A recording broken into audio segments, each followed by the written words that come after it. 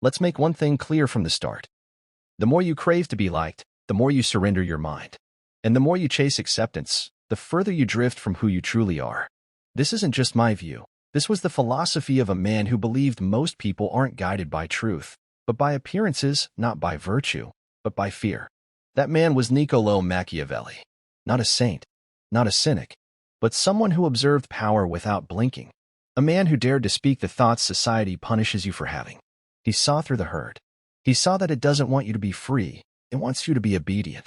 It wants you to smile, to nod, to blend in. Machiavelli saw the trap. The more sociable you are, the more you dilute your intelligence to match the room. Because real thinking isolates. It burns through pretension and leaves you raw. And most people would rather be fake and accepted than honest and exiled. But Machiavelli didn't write for the crowd. He wrote for the mind that dares to rule itself. And if you're still watching, maybe, just maybe, that mind is stirring inside you. Let's not lie to ourselves. Every social interaction has a price. You smile when you're uneasy. You agree when you want to object. You say yes just to avoid being the outcast.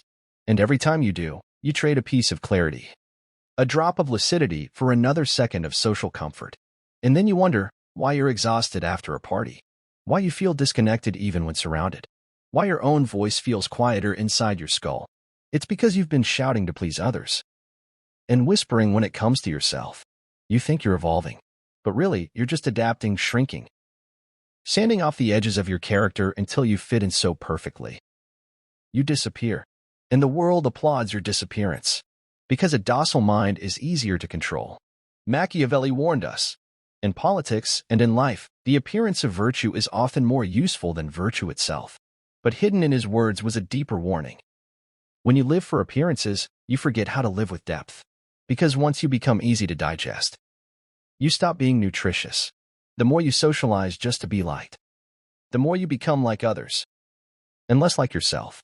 Every forced laugh, every handshake you regret, every silence you keep to protect your image, it all adds up, brick by brick. You build a prison that looks like popularity from the outside, but feels like mental decay from the inside, and you don't even realize it. That's the tragedy. You think you're thriving because people smile at you. But they're not smiling at you. They're smiling at the mask. And slowly, you start to believe the mask is who you are. That's the moment stupidity creeps in. Not because you've lost intelligence, but because you've stopped thinking from your core. You've outsourced your judgment to the group. And the group, let's be honest, doesn't want wisdom. It wants comfort, consensus, predictability. It wants you to play your role. Be the funny one, the agreeable one, the unthreatening one. But never, ever, be the one who reminds others of what they've abandoned. Because if you do, they'll turn on you. Not because you're wrong, but because you're right. And your presence becomes a mirror they don't want to face. So you stay quiet. You nod. You laugh on cue. And each time you do, your mind dulls. Not suddenly, not obviously, but gradually. The sharpness of your thoughts fades into trivia. The fire in your gut softens into politeness. Your questions become scripted. Your dreams become marketable. And worst of all, you stop resisting. Because stupidity has one master trick. It makes you feel smart while you conform. It whispers, you're doing well. Everyone likes you. And that whisper drowns out the roar of your real self. The part that once wanted to question, to rebel, to be authentic at any cost. But not anymore. Now, you just want to be liked. To be sociable. To belong. And the price for that? Your edge. Your soul. Your silence. Machiavelli once said men are driven by two main forces. Love and fear. But in the modern age, we've added a third validation. You crave it so badly. You'll betray yourself for a heart emoji.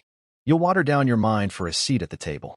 You'll echo opinions that aren't yours, just to avoid being the echoless one. And then, you go home wondering why your thoughts feel like static, why your soul feels numb. You think you're depressed. You think you're anxious. And maybe you are. But maybe, just maybe, you're overdosed on sociability. You've inhaled too many groupthink fumes. And now, your mind can't breathe on its own. This isn't about becoming a hermit. It's about recovering yourself. The ability to think without interference. To act without performance. To be without seeking applause. Machiavelli never begged to be understood. He wrote as if the reader was already ready. And if they weren't, he didn't care. That's the spirit missing in today's sociable minds. They care too much. They want to be understood, liked, followed. But true intelligence never begs to be received. It radiates. It polarizes. It divides. It doesn't ask for permission to exist. It simply does. Even if the room goes silent. Even if the party moves on. Even if the group pretends not to hear. Because the group is allergic to self-respecting minds. Why?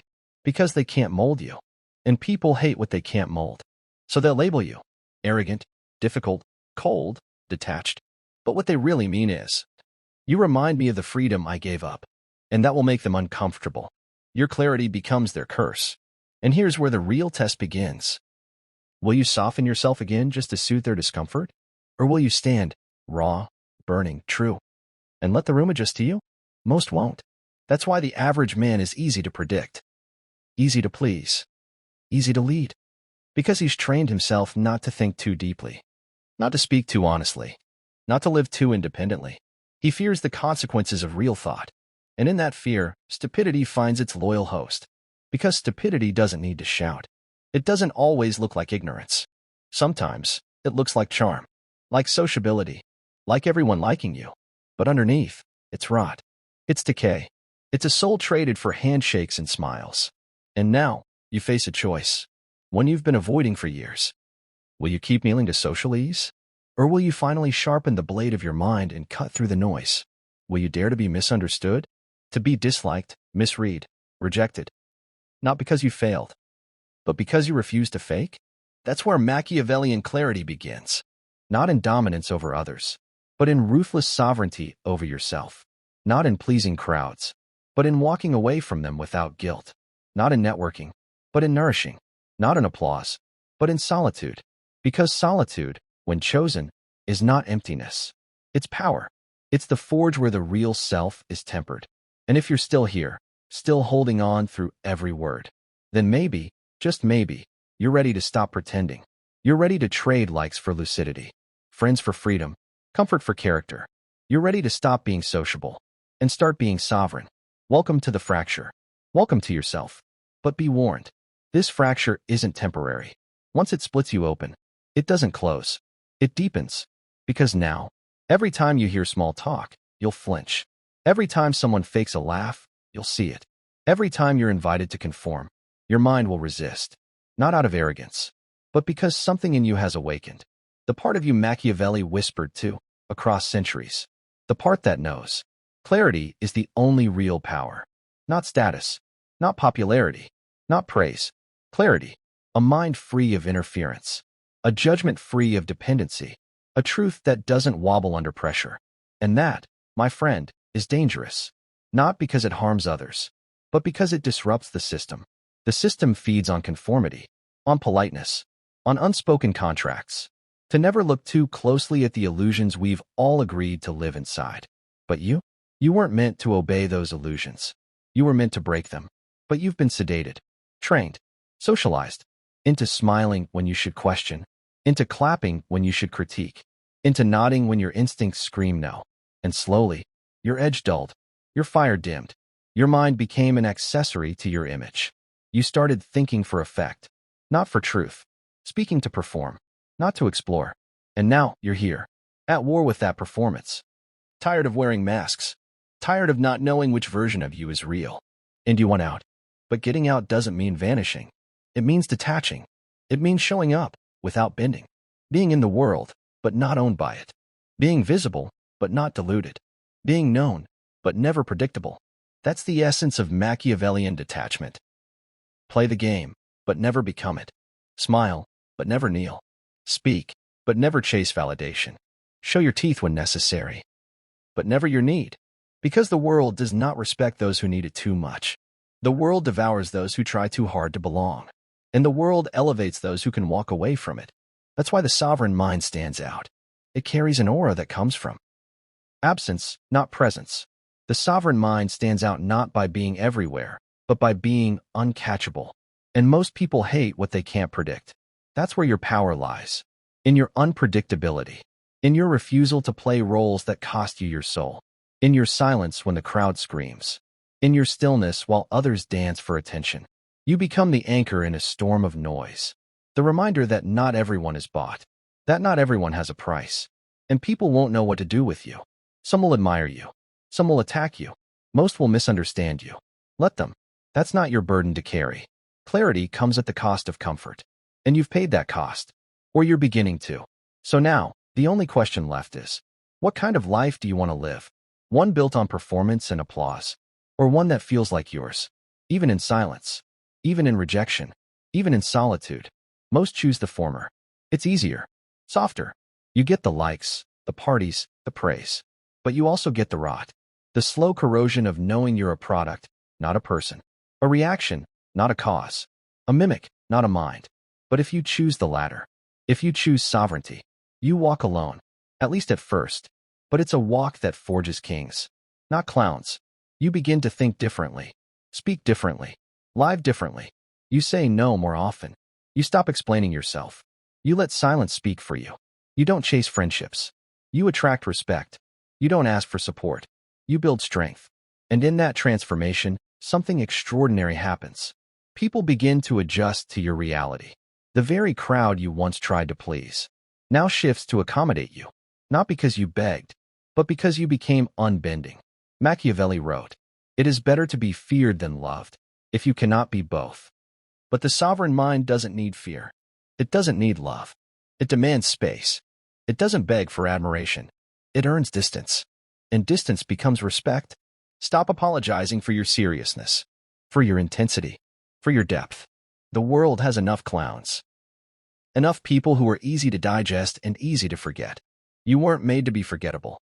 You were made to disturb, to awaken, to shake minds out of their comfort. But to do that, you must stop being sociable, not stop being kind, but stop being fake. Stop choosing connection over truth. Stop confusing attention for affection. Let people misunderstand you. Let them gossip. Let them drift away. You're not here to maintain their illusions. You're here to burn yours. Ask yourself, who am I performing for? Who benefits from this version of me? And who suffers? Usually, it's you. You suffer. Your mind suffers. Your truth suffers. So stop. Stop feeding the lie. Stop drinking the poison of social ease. The more you obey it, the more it owns you. And one day, you'll wake up in a successful life, with a mind that feels like a stranger. You'll have friends, fame, even power, but no voice, no clarity, no edge, just a polished machine. In a world of machines, is that what you want? Or do you want to remain wild, raw, electric, real? You can't have both. You must choose. The road of real intelligence is lonely. It's brutal, but it's the only road that leads to yourself. And at the end of that road, you don't find applause. You find peace. Peace that doesn't depend on being liked. Confidence that isn't fed by compliments. Identity that doesn't wobble in a storm. Machiavelli knew this. He knew human nature is weak. That most people can't hold truth without flinching. That they prefer beautiful lies to ugly clarity. And he didn't pity them. He didn't try to change them. He simply built a philosophy for those who could handle power without illusion. And now you hold that philosophy in your hands.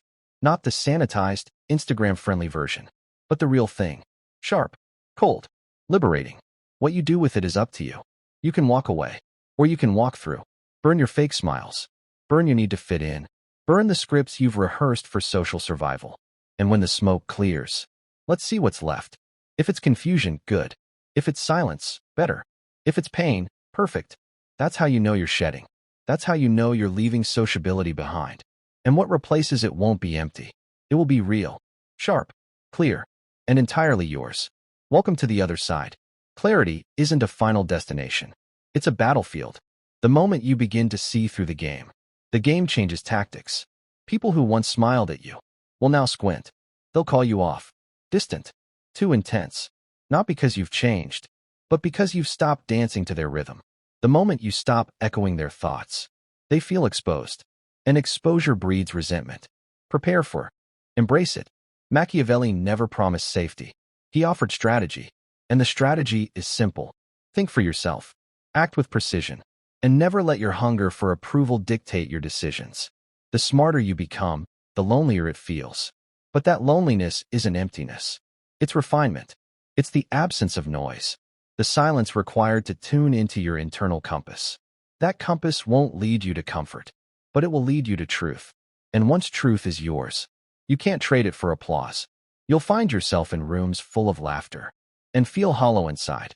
You'll hear conversations and recognize the recycled phrases, the scripts people use to avoid real thought. And you'll stay quiet, not because you have nothing to say, but because nothing real can survive in that shallow air. You'll start leaving parties earlier. Stop answering calls that don't feed your mind.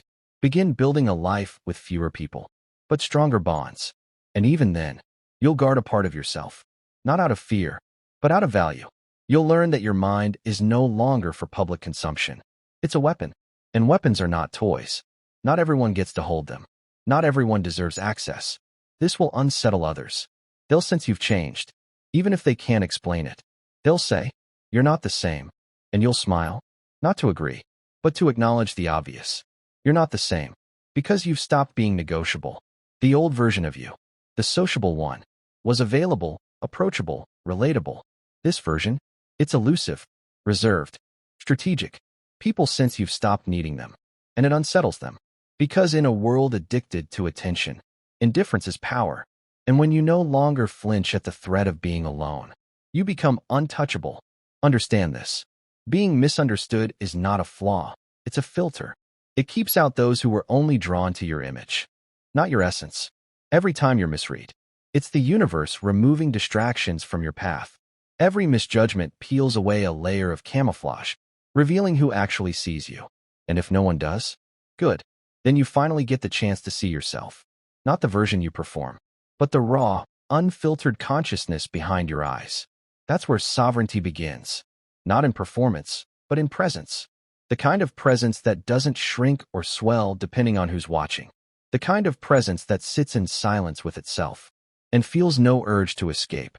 That presence terrifies society because it can't be bought, can't be guilt, can't be manipulated. It's what Machiavelli called fortitude of spirit, the inner resilience that kings possess. But that spirit doesn't come from praise. It's built in solitude, tempered in rejection, forged in the moments where everyone leaves. And you remain undaunted. This isn't romantic. It's ruthless, but it's the only path to self-command. And that command, it's the birthplace of power, not the kind that screams, the kind that walks into a room and makes others adjust, without words, without effort, just presence, just truth, just unmistakable clarity. But that clarity must be defended, because the world will try to pull you back, with distractions, with guilt, with seduction. It will whisper, "Come back just a little. Be more friendly. Be more agreeable." And the moment you obey, you lose edge. You dull the blade.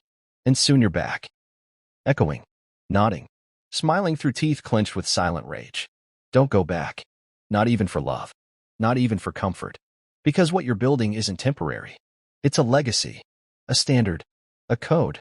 The code of someone who thinks before they speak, who watches before they act, who doesn't just react to the world, but reshapes it through discipline. And here's what they never tell you. Real discipline is lonely. It's walking away from drama that once excited you, turning down invitations that once made you feel important, saying no so often. You forget what fake enthusiasm feels like. But in that void, clarity, peace, you stop needing to be stimulated. You become the source of your own energy, your own guidance. And from that place, every choice becomes sharper, every word more intentional, every connection more deliberate. You stop collecting people. You start curating them. You stop chasing relevance. You start embodying excellence. That is what Machiavellian intelligence looks like in the modern age. Not manipulation, but mastery. Not deception, but discretion. Not charisma, but control. It's not about being feared. It's about being respected. In silence. It's about people wondering what you're thinking, but never being sure. It's about maintaining a level of mystery that you'll never sit in a crowd and forget yourself again. Because now, you remember. You remember the cost of pretending, of shrinking, of fitting in. You remember how every nod, every forced laugh, was a betrayal wrapped in politeness. And you refuse to pay that price ever again. You've tasted the loneliness of becoming real, and discovered it isn't loneliness at all. It's clarity. It's freedom. And freedom, once tasted, cannot be untasted. You've stepped outside the loop. The cycle of proving, pleasing, performing. You've broken the rhythm that kept you spinning in place. And now, you stand still while the world spins around you. Not out of arrogance, but out of knowing. You no longer water yourself down to be digestible. You no longer echo to be accepted. You no longer kneel for applause. Because you've learned, every time you do, you lose altitude. So you rise. Not for revenge, not for recognition, but because it's the only direction left. After you've burned the masks and kept the mind, you've chosen the harder path, the lonelier one. And in doing so, you've escaped something most never notice. The loop, the endless cycle of trying to be enough, for a world that doesn't even know what enough means. But now, you've stepped out of it. You're not perfect. You're not finished. But you're free. And now that you've tasted freedom, you'll never look at small talk the same. You'll never say, "I'm fine," without flinching. You'll never sit in a crowd and forget yourself. Because you've remembered what the world asked you to forget. That the mind, when sovereign, is the most feared force in existence. So from here forward, be feared. Not because you're cruel, but because you're clear. Not because you dominate, but because you cannot be owned. Be feared because you no longer speak from a need to connect, but from a place of having already arrived. And when you arrive like that, without apology, without performance, without glancing sideways for approval, you terrify those still trapped in the crowd. You no longer play their game. And yet, somehow, you still win. Not by competing, but by detaching. Not by dominating the room, but by making the room adjust to your silence. Your very presence becomes a contradiction. You don't fight for attention, yet people feel your absence. You don't shout to be understood, yet your silence echoes longer than their noise. That's not mystique. That's power, but not the kind sold in self-help books or whispered in locker rooms. This is Machiavellian power, sourced not from chaos, but from clarity, not from manipulation, but from mastery over your emotional appetite. The appetite to please, to belong, to fit in. You've starved it, and in starving it, you fed something higher. Your integrity. Now, the true test begins. Not whether you can remain silent, but whether you can remain sovereign. When the world tries to pull you back in, when they flatter you with invitations you used to crave, when they say, "We miss the old you," hoping you'll slip back into a version of yourself that was easier for them to manage. But that version is gone. It died the moment you realized. Every fake smile was a small betrayal. Every nod a quiet mutiny against your own mind. And you buried that version, without a funeral. Quietly. As it should be. Because rebirth never comes with applause. It comes in silence. Through sacrifice. So when the world offers you the same old deals, visibility for authenticity, popularity for peace, relevance for restlessness, you'll smile. Not because you're tempted, but because you remember how loud the prison was, how cheap the praise felt, how stupid you had to act just to be accepted. And you'll walk away again, not out of bitterness, but out of memory. Because now that memory is your compass, you'll feel it in your bones. Every time you water yourself down, you lose flavor. Every time you echo instead of think, you lose edge. And every time you kneel for applause, you lose altitude. So you rise, not for show, not for revenge, but because it's the only direction left. When you've chosen to keep your soul, most people age, but never evolve. They become more polished, but not more profound, more sociable, but not more self-aware. But you chose the lonelier road, and in doing so, you became something rare. Not just awake, but free. And freedom, once tasted, can never be untasted. Because now, you carry your clarity like armor. Silent, invisible, but impenetrable. So let them talk. Let them wonder. Let them call you cold, arrogant, aloof. Wear it like a crown. Because what they call arrogance is often just boundary. What they label aloofness is discernment. What they mistake for coldness is clarity too sharp to hold with bare hands. Let them choke on their judgments. Let them echo each other to death. You've transcended the script. You no longer need a part in their play, because you've become the author, the narrator, the editor of your own presence. And now that you know what you are, protect it, build around it, fortify it. Let no weak hand near your mind. Let no soft voice sway your compass. Let no comfortable lie tempt you back into the theater. Because you've seen behind the curtain. You've seen what sociability costs. And you've chosen something rare.